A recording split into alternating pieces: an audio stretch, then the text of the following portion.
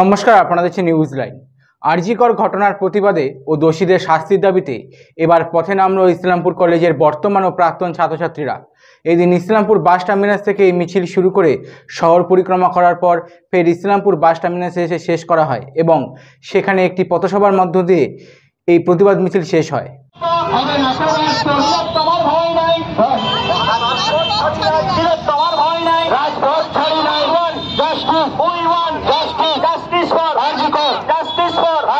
সব মানুষের একটাই স্বর, জাস্টিস ফর আরজিকর। এই মিছিলের একটাই স্বর, জাস্টিস ফর আরজিকর। ছাত্র যুবর একটাই স্বর, জাস্টিস ফর আরজিকর। ছাত্র যুবর একটাই স্বর, জাস্টিস ফর আরজিকর। কি বলবেন? আপনারা জানেন যে আরজিকরের যে নারকীয় হত্যাকাণ্ড, তার বিরুদ্ধে সারা রাজ্যে না, শুধু দেশ না, সারা বিশ্ব জুড়ে প্রতিবাদ চলছে। সেই প্রতিবাদের অঙ্গ হিসাবে ইসলামপুর শহরে আপনারা দেখছেন একের পর এক মিছিল, বিভিন্নভাবে মানুষ তার রাস্তা নিয়ে প্রতিবাদ করছে। তারই অঙ্গ হিসাবে আমরা ইসলামপুর কলেজের যারা প্রাক্তন ছাত্র, সেই প্রাক্তন ছাত্র এবং বর্তমানে কিছু তাদেরকে নিয়ে আজকে আমরা একটা এই আরজিকর ঘটনা প্রতিবাদে মিছিলের আয়োজন করছি। কোথা থেকে শুরু করেছেন?